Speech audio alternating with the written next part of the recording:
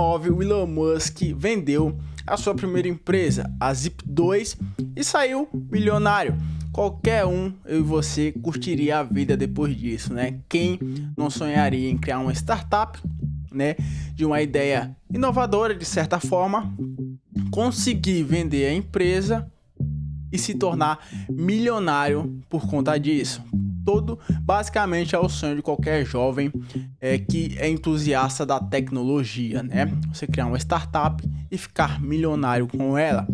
Foi o que o Elon Musk conseguiu bem jovem, diga-se de passagem, né? Junto com seu irmão Elon Musk. Eles conseguiram uma bagatela de quase 200 milhões ao todo, né? Com as ações que eles tinham da Zip2. Mas isso não é o perfil do Elon Musk. Se você sabe, conhece um pouco da história dele, nem a pau que esse cara ia sossegar após conseguir o primeiro sucesso da vida dele, né? Não, ele é um aspirante a desafios, o Elon Musk gosta disso, né? Ele se motiva a partir disso, dessas ideias que vêm na mente dele, ideias de certa forma que muitas pessoas, quando ele coloca para fora, ele fala sobre essas ideias, muitas pessoas desprezam, falam que é impossível que qualquer pessoa consiga realizar tais feitos, né? Mas o Elon Musk vai lá, dá um tempo para ele. De primeira, você não acredita em nada, né? Você já olha, arregala os olhos e fala, esse cara tá falando bobagem, né? Mas dá um tempo para ele, para ver se de fato ele vai conseguir dar alguns passos em direção àquilo que ele falou. E normalmente, na maioria dos casos, o cara consegue, né? Talvez ele não consiga alcançar o objetivo nos primeiros anos ali, que é o que muita gente vai lá e vai bater o pau nele, né? Mas é só dar um tempinho que os resultados vão chegando. E basicamente é isso. O Elon Musk, já em 1999, olha só, né? O cara teve a ideia de um banco 100% online, né? Basicamente como a gente viu aqui com o Nubank, né? Imagina só, quando o Nubank surgiu aqui na América Latina, né? Já foi disruptivo, né? E a gente tá falando aqui dos anos 2000, né? Já a gente tá falando de 2010 pra cá. O Nubank surgindo como essa empresa, fazendo concorrência ali aos bancos tradicionais. O Elon Musk já tava pensando nisso há vários anos antes, né? Então surgiu o X, o banco X que o Elon Musk planejou, né? Foi a ideia do Elon Musk. Posteriormente ele veio a denominar novamente, né, o domínio x.com ao Twitter, que hoje é conhecido justamente como X. Bom, mas você pode imaginar, essa ideia já é louca antes de ser realizada. A gente foi imaginar já com a tecnologia muito avançada, como é hoje em dia, né? Quando só buscar na memória como foi o Nubank que surgiu aqui no Brasil, né? Foi algo que muitas pessoas não gostavam, né? Era uma ideia totalmente inovadora para o setor bancário, que é um setor tradicionalmente bem difícil de você conseguir inovar, né? Esses setores, a gente sabe, setores gigantes, mas com um nível de burocracia muito alto ali, é difícil de ter inovação. Mas o Elon Musk queria inovar muita coisa ali. É meio louco? Sim, mas é totalmente visionário, é o estilo do Elon Musk. Mas enquanto isso, né, enquanto a ideia, a X.com, a X, o banco X do Elon Musk estava tomando forma ali, do outro lado estava surgindo também uma empresa de certa forma rival, que era a Confinity, que é a empresa fundada por outro gênio, Peter Thiel. Peter Thiel, para quem não sabe, anos depois se tornou até de certa forma um parceiro do Elon Musk, mas nessa época não. Basicamente, eles se odiavam de certa forma, né? O Elon Musk sempre se vendeu de certa forma melhor que o Peter Thiel, né? O Peter Thiel, além do Elon Musk ser esse cara com talvez um jeitão melhor para os investidores, né? Esse cara que, se ele determina algo para ser feito na empresa, se precisar, ele mesmo vai lá e faz. É um perfil totalmente que, na maioria dos casos, as pessoas em geral tendem a gostar mais e investir mais nesse tipo de pessoa. Eles já tinham filosofias diferentes no quesito pessoal, né? Mas no conceito da ideia de um banco digital, é aí que as coisas iam cada vez mais para o polo oposto. E isso aqui, esse primeiro sistema de pagamento, esse aplicativo de pagamento que o Peter Thiel estava ajudando na criação, foi o início do chamado e conhecido hoje como PayPal, né? Dois grupos completamente diferentes.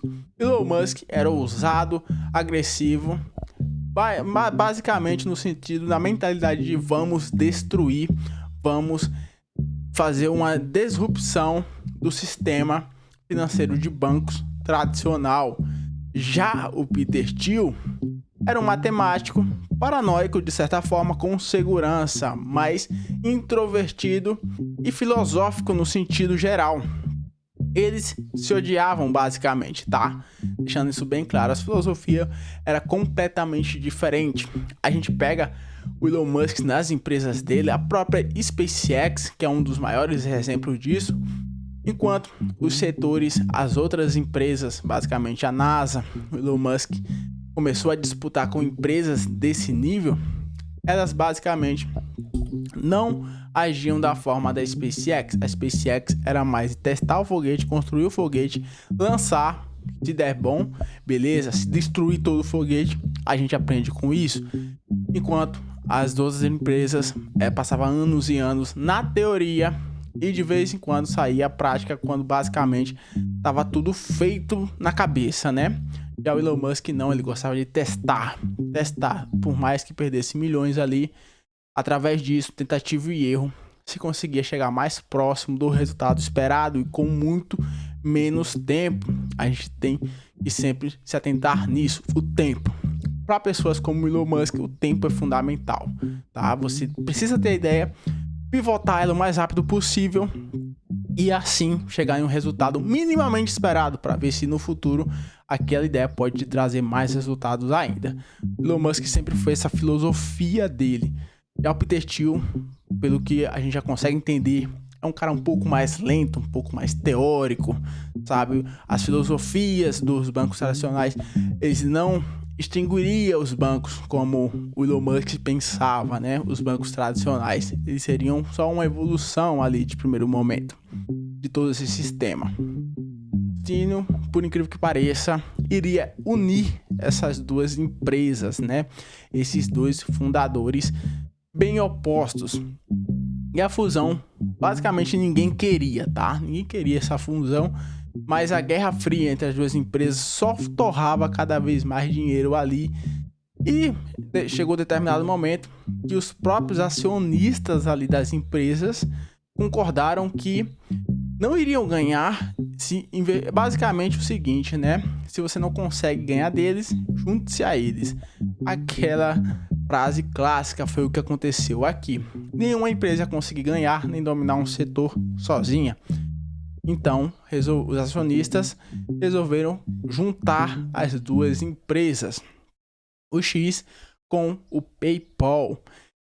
E essa guerra ali que estava rolando, essa guerra fria entre as duas empresas antes de ser juntadas, antes de eles se unirem. Para quem não sabe, além de você estar querendo a todo custo conquistar novos clientes, que já era uma grande quantidade de dinheiro colocada ali para você convencer uma pessoa a sair do seu banco tradicional ali e abrir conta no seu banco, você já tem que depositar uma grande fortuna ali para trazer esses clientes. Mas além disso, costumava se perder muito com ataques técnicos ali à infraestrutura desses bancos digitais, né, bancos online, e roubos de usuários também, queima de capital ali enorme ocorria. E os CEOs ali, por mais que não se suportassem, né, o Peter Thiel e o Elon Musk, os investidores olharam para toda essa situação e falaram o seguinte, basicamente: ou a gente se une ou as duas empresas se quebram.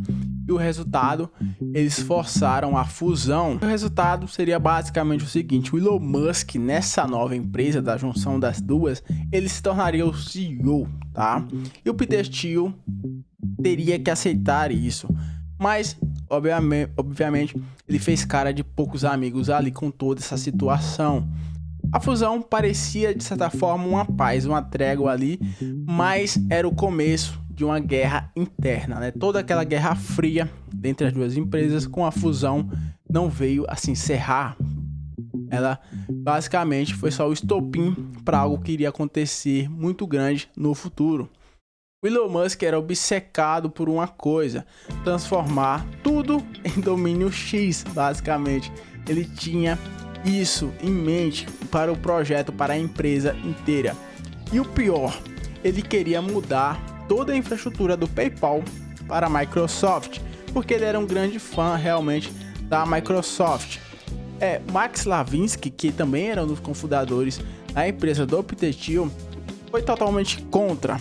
Eles entraram em discussões violentas ainda em cima dessa questão. Os engenheiros do PayPal insistiram que se fizesse isso, a infraestrutura inteira ia quebrar, tá? Mas o Elon Musk, teimoso como sou ele, né, cabeça dura, continuava insistindo em mudar tudo para a Microsoft. Seus executivos ali ficaram revoltados com aquilo, e isso abriu portas, tá? Essa pequena discussão, né?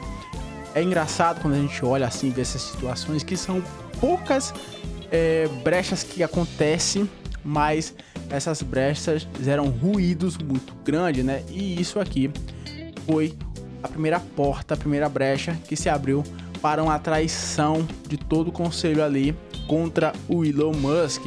E o Peter Thiel, muito Peter Thiel ali, agiria por baixo dos panos para tentar derrubar o seu rival. Vários funcionários dessa época aqui falavam que o Elon Musk era realmente uma figura arrogante, tomava decisões quase 100% sozinho, ignorava os riscos técnicos ali e queria empurrar ideias mirabolantes a qualquer custo. Mas também diziam que ele inspirava de certa forma a equipe, trabalhava mais que todo mundo ali e tinha uma ambição quase sobre-humana. Isso dividiu a empresa em dois lados, tá? Os pró Elon Musk e a equipe pró Peter Thiel.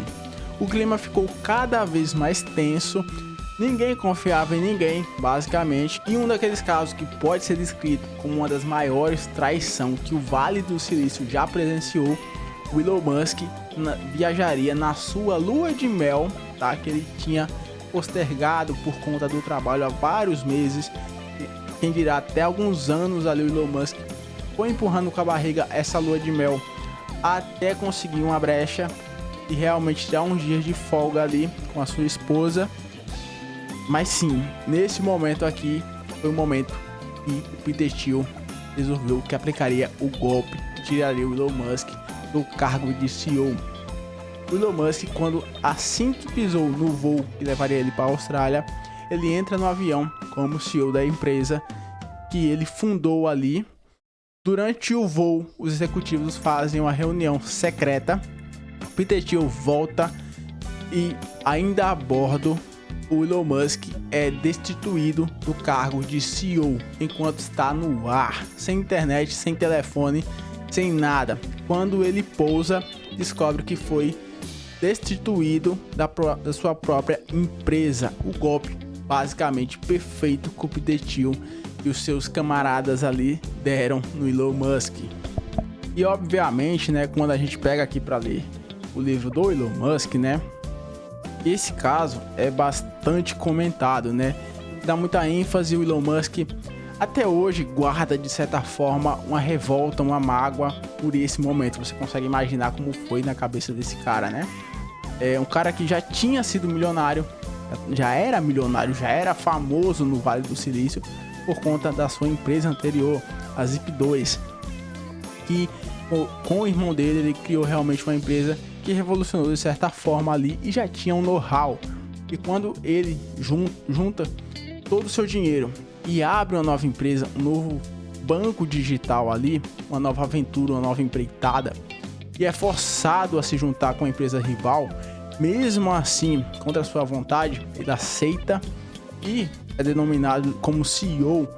Ele percebe que tem, de certa forma, se alinhou o destino, né? Ele consegue ainda levar o PayPal em direção ao que ele visava antes com o antigo X.com.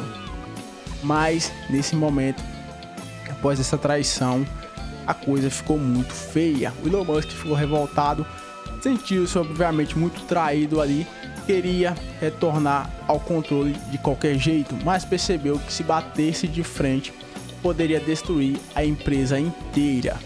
Ele teve que engolir o orgulho e continuar como o maior acionista, mas o trauma ficou para sempre.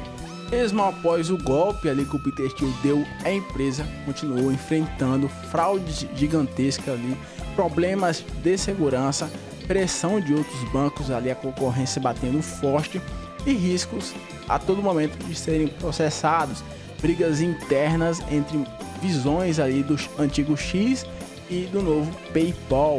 Musk insistia que a marca X era melhor que a marca PayPal. Os usuários ali, no entanto, odiavam essa ideia de mudar de PayPal para X, reclamavam, a plataforma perdia, de certa forma, tração cada uma dessas discussões. Eventualmente, Musk teve que aceitar a derrota. PayPal era mais forte do que X. A marca X foi enterrada de uma vez até o Elon Musk reviver ao mudar Twitter para x.com novamente. Ele voltou com essa ideia, com essa marca que aparentemente ele deve gostar bastante. A visão original do Elon Musk dissociava do novo PayPal, mas Musk ganhou a guerra financeira, tá? Ele era o maior acionista, tinha a maior porção ali acionária da empresa. E quando o PayPal foi vendido para o eBay em 2002, depois de muitas batalhas ali, o PayPal ficou sólido, muito graças às ideias de segurança de Lavinsky e a ousadia do Elon Musk, tudo combinado, criou realmente uma grande empresa. Foi vendida ao eBay, tá? O eBay fez uma proposta de 1,5 bilhão. Musk, sendo o maior acionista, foi quem recebeu a maior parte, saindo da empresa, quase o destruiu ali, psicologicamente também, como milionário, muito mais rico do que ele entrou. E o que ele fez com esse dinheiro, você pode pensar, né? Bem, foi aqui que deu início a quase tudo que a gente conhece da história do Elon Musk, né? Surgiu aqui a SpaceX, tá? A Tesla e a SolarCity, 3 empresas que fizeram parte realmente e tornaram o Elon Musk esse empreendedor magnífico que a gente conhece hoje.